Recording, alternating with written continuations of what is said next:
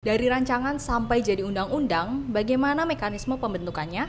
Revisi Undang-Undang TNI tengah menuai polemik karena proses pembahasannya dianggap dikebut, kurang transparan, dan minim partisipasi publik. Meski para legislator membantah, tapi revisi Undang-Undang Nomor 34 Tahun 2004 ini masih jadi sorotan. Sebenarnya bagaimana sih alur pembentukan undang-undang itu? Hentikan! Hentikan Bapak Ibu! First of all, wewenang membentuk undang-undang dipegang oleh DPR. Ini diatur dalam pasal 20 Undang-Undang Dasar 1945 yang menyatakan kalau setiap rancangan undang-undang harus dibahas bersama Presiden. Nah, pembentukan peraturan perundang-undangan diatur dalam Undang-Undang Nomor 12 Tahun 2011 sebagaimana diubah dengan Undang-Undang Nomor 13 Tahun 2022. Ada 5 tahapan pembentukan peraturan perundang-undangan. Pertama, tahap perencanaan penyusunan undang-undang yang dilakukan dalam prolegnas atau skala prioritas undang-undang yang akan dibahas dalam satu periode.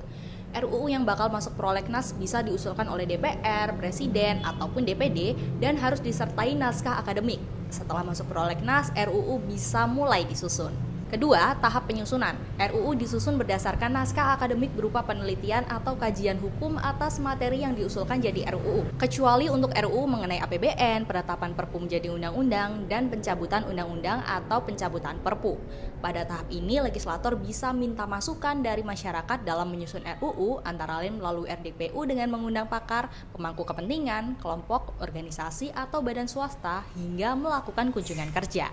Untuk RUU yang diusulkan Presiden, pengajuannya disertai surat Presiden kepada pimpinan DPR yang memuat penunjukan menteri yang ditugasi untuk mewakili Presiden dalam membahas RUU.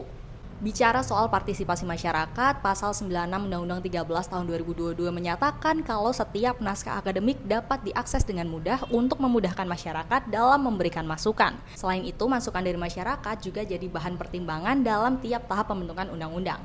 Next, tahap pembahasan. Pembahasan RUU dilakukan melalui 2 tingkat pembicaraan, yaitu tingkat 1 dalam rapat komisi, gabungan komisi, balek, banggar, ataupun pansus.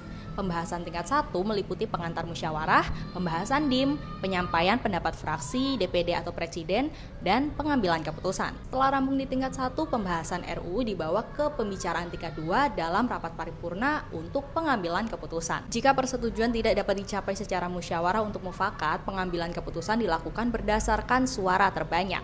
Keempat, pengesahan. RUU dikirimkan ke Presiden oleh DPR maksimal 7 hari setelah disetujui untuk disahkan. Presiden punya waktu 30 hari untuk menandatangani RUU tersebut menjadi undang-undang.